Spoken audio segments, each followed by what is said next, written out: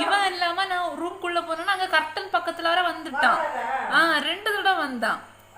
அதனால தான் கம்ப தூக்குனேன். அப்புறம் நான் ஓடி வந்து அவனை விரட்டும் போது அவன் வெளில போனான். என்கிட்ட நல்லா டெஸ்ட் பண்ணி பாப்பா. ஏன்னா உங்கள்கிட்ட பண்றத விட 2 ஸ்டெப் கூட பண்ணி பாப்பா என்கிட்ட.